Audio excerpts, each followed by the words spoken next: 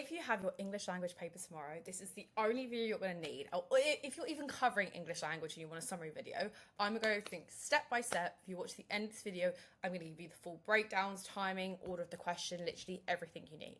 So what is it on? So we're going to get 5 questions and they're all from one fiction extract. Fiction means it's not real. So we have question 1, it's going to be 4 marks. It's 2 to 4 minutes with multiple choice. Then we've got question 2, I'm going to go into each question, like some top tips and stuff for each question for you. 8 marks, it's 10 minutes, which would be how does the writer use language to describe X? Question 3 is 8 marks, about 10 minutes again. How is the text structured to create X? So is it tension, fear? This will change depending on whatever the question is, but you obviously can't predict that. Question 4 is 20 marks, and it'll be 25 minutes on this question. How far do you agree or disagree with the statement? So how far, so they'll give you a statement based on the extract, and you've got to then argue how far you agree or disagree with it. And question 5 is 40 marks. It's story or descriptive writing, and we're going to spend about 45 minutes on this. So before we go into each question, I'm going to go into each question for you. This is a little checklist of what you should know for each question.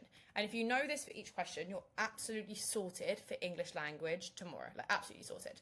The first thing we're going to do is something I call MELT, which is a really easy way to be able to identify what you need to do for each question. Because one of the hardest things for English language is obviously there's so many different questions that require different things.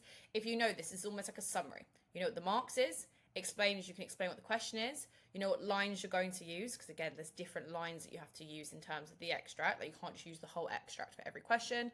Techniques, like which specific techniques you can use, and top tips and hacks you can use, which we're going to go through mostly in this video. And then we've got structure, which is based on the mark scheme. Now again, the mark scheme gives us specific criteria for each question, and because each question is so different, there are specific things we need to do. So we need to make sure we've got a structure that ticks off each part. So for example, on the Light Up Hub, I always give all my students specific ones for each question that we should use that tick off the mark scheme. I do this for AQA Language Paper 1, and Paper 2, EdXL as well, and we want to make sure we're ticking this off line by line, and this will make sure we do everything in the mark scheme. And then on top of that, to make sure we actually are using the structure well, you want sentence starters and a checklist for your structure. So for each part, you want to know, okay, like, how do I make sure I'm analysing properly for this question? Like, what would the examiner be looking for? For example, here for Language Paper 1, question 2, we know for a point, this is my little checklist. I want to use my main words that I've picked out. I want to use the word from the question, and then I can see a little model example of how this would actually look when I put it all together. Now, this one is hugely underrated, and that is a step-by-step way of how to analyse the extract. I don't know why most teachers don't teach this, because this is one of the most important things and a skill that you need to know for English language of when you're going for a specific question, what is the way that you should be picking out things? Because you can't just be looking at the whole extract and being like, okay, do I just pick out the technique? Like, how should I approach it? And this is one of the most important hacks I always go through my students on how to do it. For example, here, like I've got a checklist. Okay, I'm going to underline the quotes that show the question. I'm going to ignore techniques. And then there's like a structure as we go through step by step of like how I can make sure I'm doing it for this specific question. Because when we get into the exam, I don't want you to sit there and analyze the extract, because you want to read it and understand it, but there'll be specific things that we're looking for each question and like a technique of how to do it. And then lastly, because English language is skill-based, I want you to have model examples using the structures. So if you have a structure, maybe your teachers have given you, maybe you've got them on the internet, whatever it is, try and see if you can have examples using the structures and checklists, because then you can see how it's written up for different questions, because obviously there's not just one question for English language. So then for example, like this is a paragraph written up using the structure, I can see that how it's done each part of the structure, so I can be like, oh, okay, for that extract, this is what this student's written, so I can then compare when I'm writing up, what kind of way should I be phrasing things and writing things in the exam. We're going to start with question 5. We're going to go reverse order, because I want you to start with question 5 in the exam. Now, this sounds controversial, but I don't care, because this is worth the most amount of marks. So if you're going to run out on any question in terms of timing, it is not the question you want to run out on. So this is worth half marks of the entire paper. It's worth 25% of your whole GCSE. So what you can get for this question is you'll either get a description or you can choose a story. Now, if you choose to do a description, nothing needs to happen. You want to focus entirely on atmosphere, detail, and the senses, and make the reader feel like they're there. The best analogy I always give is imagine that the reader has been plonked into the setting and all they can do is look around. Maybe they can take a few steps forward and stuff, but they're not doing anything. They're not jumping out of fear. They're not running somewhere. Like, they can literally plod along and they can walk and they can look around, but that's all they can do.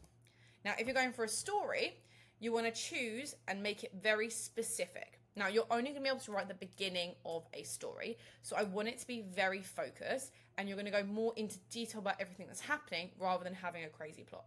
You're going to follow one action, so as in one thing's going to happen.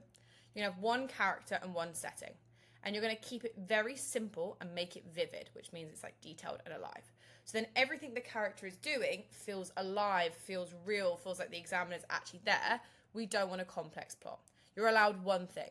So, for example, one action might be that somebody ran away, or that there was a massive bang, there was a massive crash. There's not allowed to be a big bang and crash. They're chasing a dragon. They're trying to find their friend. Like, not allowed. One plot. It must follow one main action.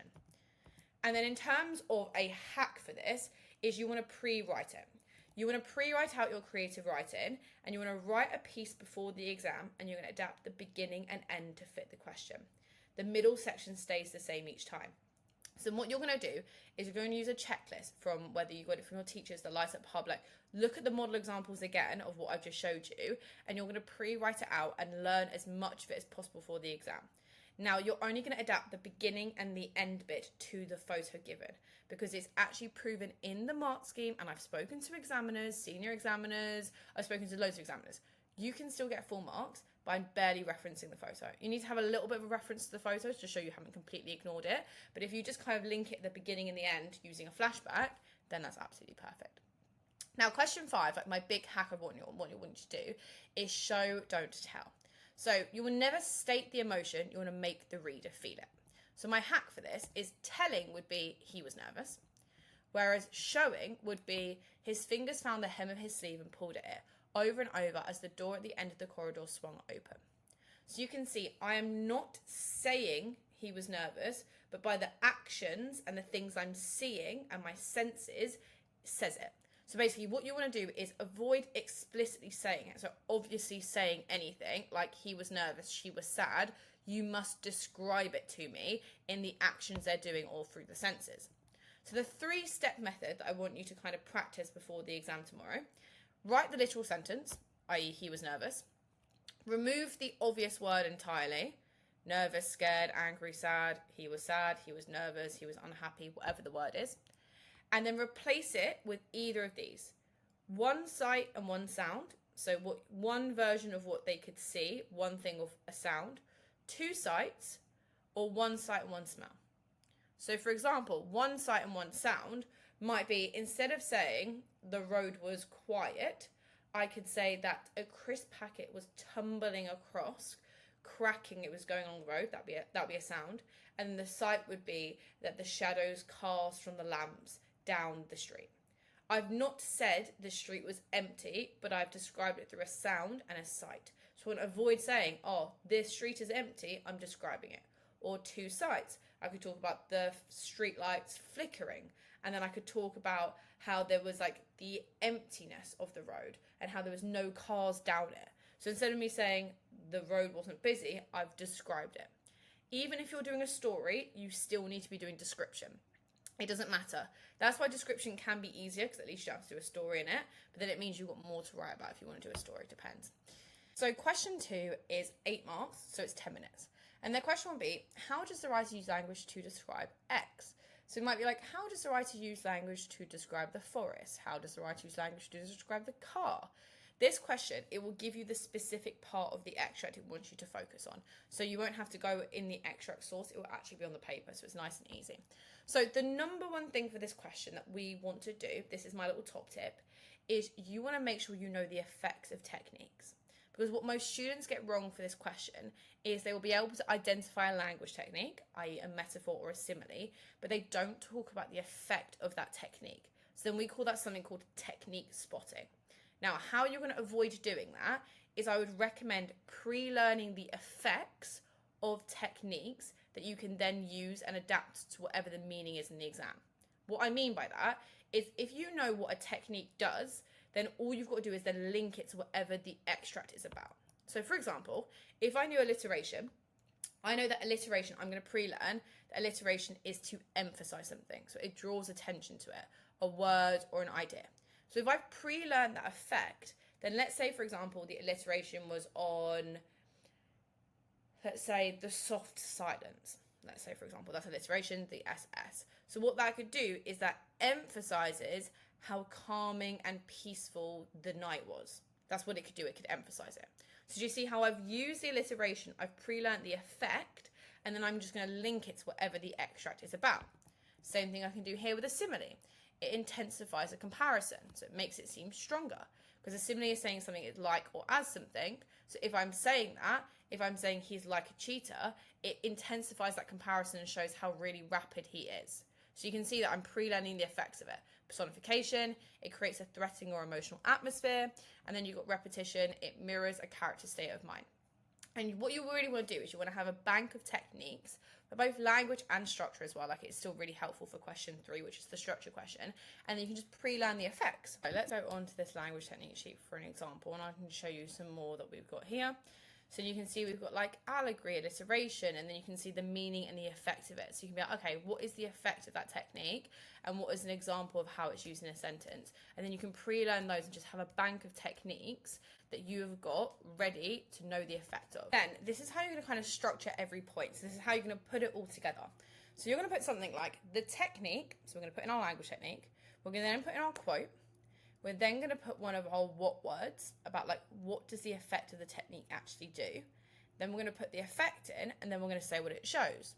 Highlighting, showcasing, demonstrating, whatever.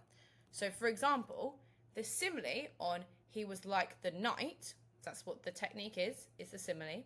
The quote is he was like the night. Emphasizes, that's one of my what words, and then I can put the effect of the technique after. Remember what I said, alliteration, it says the simile, it makes something seem like it's something else. It makes it a comparison. So it emphasizes his sneaky and duplicitous nature, meaning deceitful, highlighting Because if he was like the night, think night's darkness, secrets, etc. So you can see what I've done there is I've done the technique, I've given my what words, and then I've used the effect of the technique to help me link it to the quote. Now, question 3 is 8 marks, it's about 10 minutes. So how has the writer structured the text to create X effect? So what the question is, it's about the whole extract, and you're only going to do structure techniques. So looking at how the text is built, not what words are used. So we're not talking about anything to do with language techniques here. It's more looking at the structure, so like how it's been put together. So the strategy for this question is you're going to split the extract into beginning, middle, and end. That is my top tip. And what you want to do is you want to kind of find 2 structural techniques for each section. So you want to have a bank of about 2 techniques for each section that you're going to be able to pull out and talk about. So things from the beginning, the middle, and the end. Now I'm just going to give you one as an example, but again, you want to have your techniques already pre-learned out with the effect as I mentioned. So for beginning, you can pick out the setting, when and where the scene is established. That is a technique that you'll be able to always pull out at the beginning. So it's one that you can remember in terms of you want to have techniques for specific parts of the extract. Because if you're like, oh, okay, cool, it's at the beginning, whenever you're looking at the beginning of the extract, you can pick out the structure technique of the setting. For the middle, I'd always go for like shift in focus, for example, when the writer moves the attention from something else to something new. And then end is a cyclical structure. The ending returns to the opening image or idea. So we've got that cyclical structure that it begins, how it ends. So that's an example for the question 3. We want to use the whole extract. We want to split it into 3 sections. Then you want to have specific techniques for each section, and you want to pick them out, and you're going to write about each one in each paragraph. Then again, you're going to put it into your structure that you've obviously pre-learned from our little tick list earlier. Then question 4 is 20 marks. This is about 25 minutes. So it's how far do you agree with the statement about the extract? So they will give you a statement, and you can agree or disagree, or you can do both as well. Like, you don't have to just agree or just disagree, you can do both. So what this is, it's an evaluation, so a judgment question, meaning you're making a judgment about how well the writer does something. So it's just like saying, for example, how well do you think that this team played football yesterday? You don't say, yes, they played, or no, they didn't. You're going, okay, maybe they were a 7 out of 10 because this happened, or a 6 out of 10 because this happened. Like, you'd be thinking, it's not just a yes or no question, it's how far do you agree? Or it's like, oh, what did you think about the food last night? You don't just say yes or no. You'd be like, oh, it wasn't the best meal I had because of this, but it was also amazing because of this. That's just like what we do with everything in life. So don't overcomplicate evaluation. It's just about like how far do you actually agree with it? Like, do you really agree, or do you disagree? Or maybe you agree with it in some parts, but you disagree with it in other parts. That's also fine. There is no right answer. You can agree and disagree. There's no right answer to this. As long as you can support it, then that's fine. You can agree with some of it, disagree with some of it. And what I want you to do, my little hack for this question, is you want to use two different types of language. So you want to use tentative language, which basically means you're being careful and measured. And you say, it could show this, it might show this, again, suggesting you're considering multiple interpretations. And then you want to use evaluative language, judging how well something has done it. So this is like tentative is you saying, it could show this, you're being a bit more critical. And evaluative is obviously based on the question, you're saying, how well was something done? You're not just saying it was done well, how well was it done? So tentative language, it could be like this, the writer could be suggesting, this might imply, and we're going to layer that into the structure and the sentence starters we've pre-learned. Evaluative would be the writer successfully conveys, or this is less convincing because. It's just like how far we agree. And both together could be something like the writer successfully creates tension here, though one could argue, and then you layer it in there. So question 4 is just evaluating. You can agree with it in some parts and disagree in others. And the statement you'll be given, you'll be able to split into 2 parts. So you'll be able to split it into part 1 and part 2. So then what I want you to do is decide, okay, for part 1 of the statement, do you mostly agree or mostly disagree? And then you can layer in the opposite, that if you disagree, you can put in disagree, or agree, you can split them up. And then lastly, the question I want you to do last is question 1. It's 4 marks. And if you're going, but Aaliyah, I want to do question 1 first because it's, easy marks. That is the exact reason I want you to do it last. Because if you're going to run out of any time, you are not going to be able to get 4 marks easily on question 2, for example, in 2 minutes that you've got left, as you would be able to do in question 1. So this is the easiest question to leave last, because if you're running out of time, then you can just literally rush through this and probably still get 3 to 4 marks. But you can't do that with any other question. So leave this question last. So what this is, you're going to get 4 multiple choice questions, and you're going to highlight the correct answer for 1. All answers in the extract, there's nothing needed from memory. You'll literally be given the extract as it stands, and you'll be able to pick it out. My top tip for this is to read the question first, then go into the extract to find the answer. Do not read the extract first, as you'll waste time looking for the wrong thing. Read the question first, read the options it gives you, and then you can go from there. And then most students do this backwards, because they'll read the extract first and search for the answers, but it wastes time. This is the easiest question on the paper. Read the question first, and then you'll actually know what you're looking for. Pretty simple. Now, full paper time plan. This is a full breakdown of exactly how we're going to approach the paper in terms of timing and order of questions. So you can screenshot this, take this into your exam, memorize it, up to you. So the first thing I want you to do is start with question 5. As I said, we are starting with question 5. It is worth 40 marks. It's worth 50% of this paper and 25% of your whole grade. So let's not leave this last. Let's not run out of time on this question. So firstly, we're going to do a plan of 5 to 10 minutes. Now, depending, if you've pre-written out your creative writing, as I mentioned earlier, you could probably spend 5 minutes just planning how you're going to link it to the image. But if you haven't, you might want to spend more like 10 minutes planning, because planning will save you a lot of time. Then you're going to write it up for 35 to 40 minutes immediately after you've done the plan. Then you're going to read the extract for 10 minutes. As soon as you do question 5, we're going to read it for 10 minutes. Then we're going to do question 2, question 3, question 4, question 1. And that will take about 100-ish minutes. So then you kind of got a bit of buffer time to check question 5 at the end. And again, why I want you to check question 5 at the end is just go through and double check your spelling and punctuation is correct, because that is 16 marks in your question 5. So if there's anything that's worth 5 minutes, it could get you an extra 5 marks. That's something we call high leverage, meaning little work for a lot of upside. So I would be doing that for sure. Now, if you are somebody who really struggles with timing and you always run out on language, I would actually recommend doing question 5, reading the extract, question 2, then question 4, then question 1, then question 3. Now, the reason why I say that is question 3 is the one that students tend to get the least amount of marks on, because it's a harder-ish question, because it's structure techniques. It's not actually a hard question, but most students aren't as familiar with structure techniques. So then what I want you to do is you can warm yourself up after you've read the extract with question 2, go straight into question 4, and then any time you have left, then you go through question 1, because you can get easy marks, and then finish with question 3. That is the order I go through. If you're someone who always runs out of time, like no matter how hard you try, that's the order I go through, because you'll be able to pick up the most amount of marks that way. Okay, guys, this is everything for me. Best of luck in the exam. We're going to smash language paper 1. I just know it, and I will see you on the other side.